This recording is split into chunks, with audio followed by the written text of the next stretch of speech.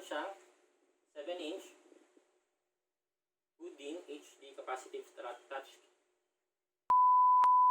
Meron siyang capacitive touchscreen 7-inch.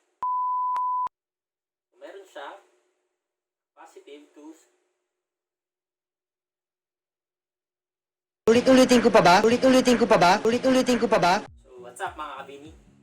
Kung napanood niyo yung latest vlog, pinakita ko doon na nabasag or nasira ko yung car stereo na touchscreen. So wala akong choice kundi bumili ng bago kasi medyo pangit ang tignan. Umorder ako nung kinagabihan din noon, Friday night. Dumating na siya ngayon, Monday, ngayon ang umaga. So, unbox natin. Bago yun, let's roll the intro. Para, teka, may kulang.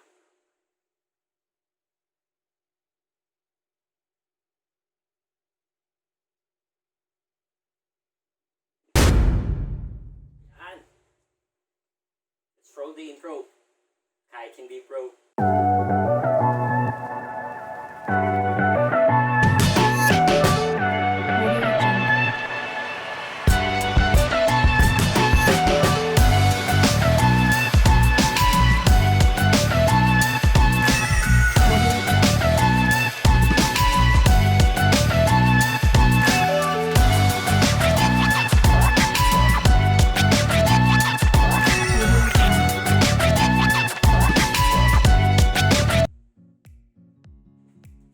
So ito na siya. Ito siyang Android na car stereo. So first time namin gagamit ito. Kasi nung bumili kami nung last time, wala pa atang Android stereo noon sa market. So nabili namin siya. Is touchscreen lang.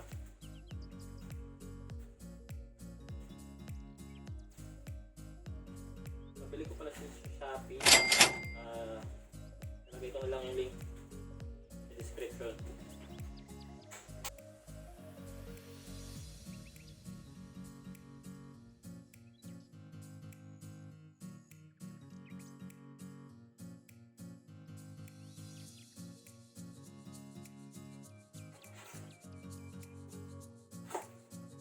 So what's in the box? First,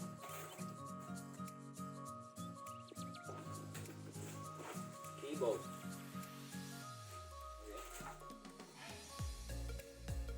Clean lang. And the screen itself.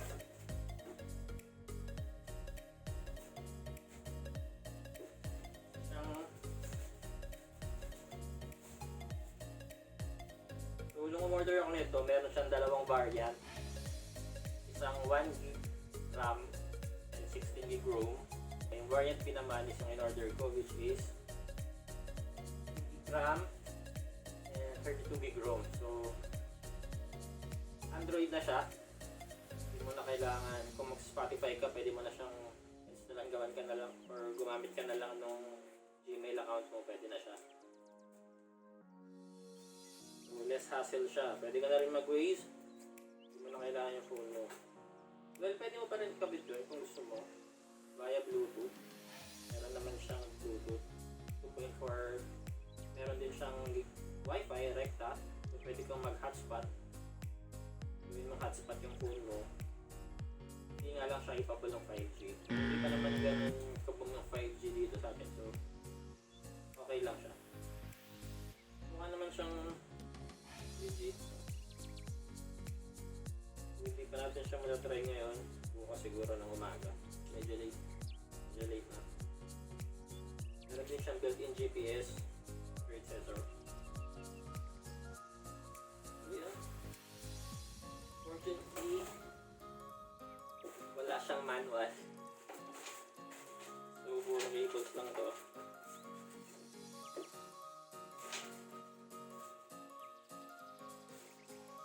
Aux cable, video in, video out. Meron din siyang brackets. So, kasi hindi lapat yung sukat nito dun sa mismong slot ng car nyo. Pwede mo siyang lagyan ng bracket.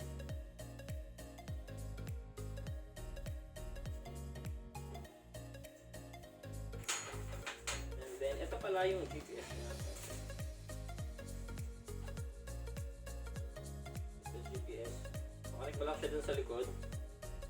Nakalagay din naman GPS. So, para lang siyang coax cable. Pwede mo siyang ilagay under the hood or meron din siyang radio. Tatlong FM radios. So wala siyang EM. Sad. So nakalimutan ko palang banggitin, no? Kung yung steering wheel niya is medyo high-end, supportive din niya yung buttons doon sa steering wheel niyo. Kung yung ibang steering wheel kasi meron siyang play buttons doon, pwede ka nang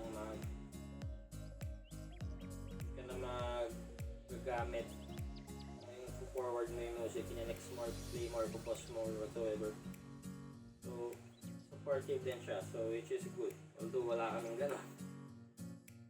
Good pa din.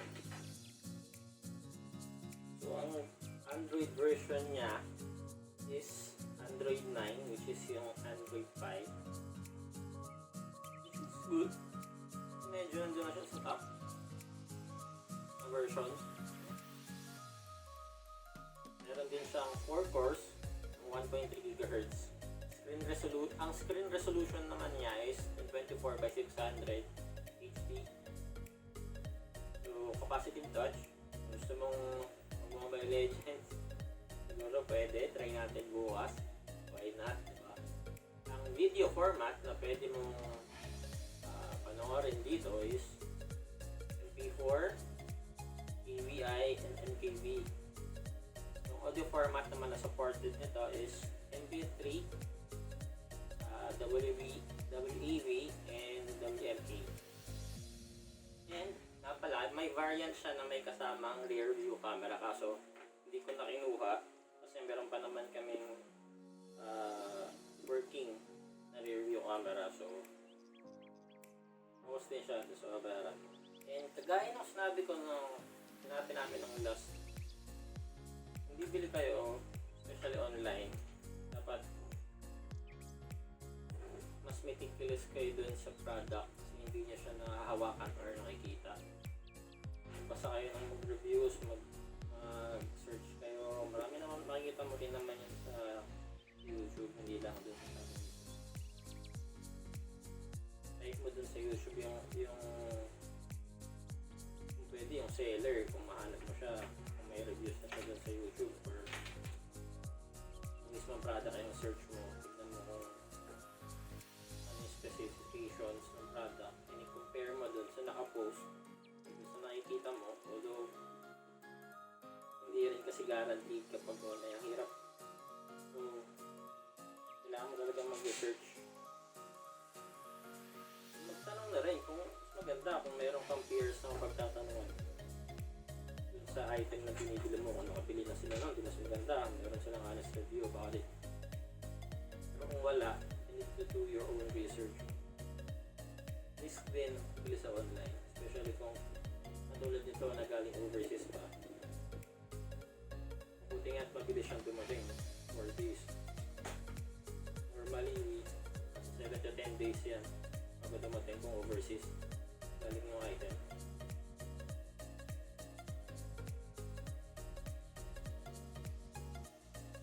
Magbasa, reviews. By the way, ang sasakyan pala namin is isang Kia Rio na 2010.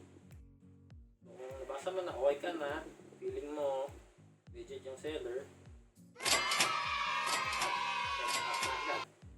kung maubusak na pa. So yun, bukas natin ilagay. So ngayon, tulog na muna ako. Balik lang kayo bukas. Gagana ba siya? Sana. Yan! Nakabit na natin siya. Sign in ko na rin yung Gmail ko. So try nating mag download ng Waze.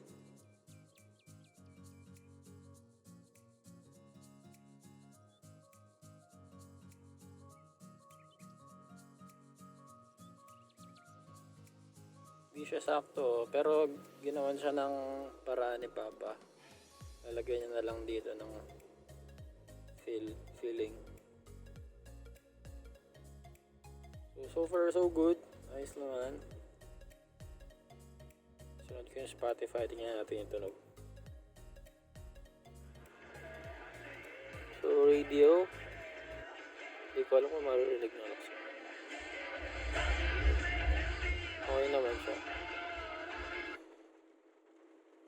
Swipe lang din siya. Parang kang may tablet dito sa yung car stereo. Spotify.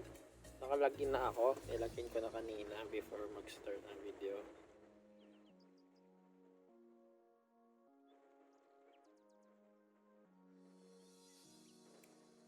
So yan. Dapat online ka pala kung gusto mo. I-hotspot mo lang siya dun sa phone mo. Hindi ko na siya pipili kasi baka makapiright. Pero okay siya, good siya. Tumutunog naman siya kanina. And yung ways, pakita ko sa inyo mamaya pag umaandar na para ma-appreciate nyo. So yan, gumagana naman siya sa Waze. Na-install ko na din, na-login ko na yung aking Gmail. Yung Spotify, gumagana din siya. 300 metro. Kumaliwa. Tapos kumanan. So yung Spotify, gumagana din siya. Kaso hindi tayo pwede magpadugtog kasi baka makapiright. Pero gumagana siya. Pakita mo na lang.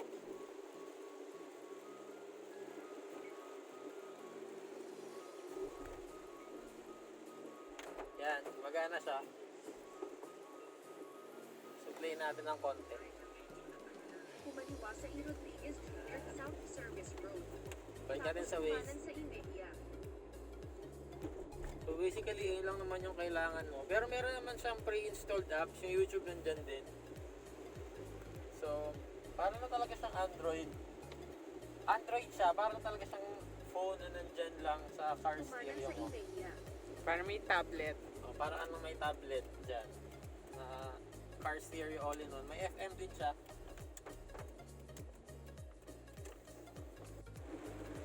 So kung gusto niyong bumili, lalagay ko na lang yung link sa description. Sa Shopee ko siya binili. So, para sa akin, okay siya. Kung ako tatanungin nyo, at meron kayong sedan, kasya yung 7-inch na double 2D, okay siya. Pero, huwag nyo siyang gagamitin habang nagdadrive. 300 metro. Kumaliwa sa Kawilihan Lane. Baka mag-Facebook na kayo sa screen. Pwede kayo mag-Facebook, kaso dapat siguraduhin yung nakatigil kayo sa sasakyan. Kasi pwede kayo mag-Facebook, pwede kayo mag-Twitter, pwede kayo mag-Instagram, pwede kayo manood ng YouTube. Pero dapat yung mata nyo nasa kalsada lang pag umaandar. Kung kaya nyo yung isang mata nasa dito sa screen, yung isang mata nasa kalsada, mas okay.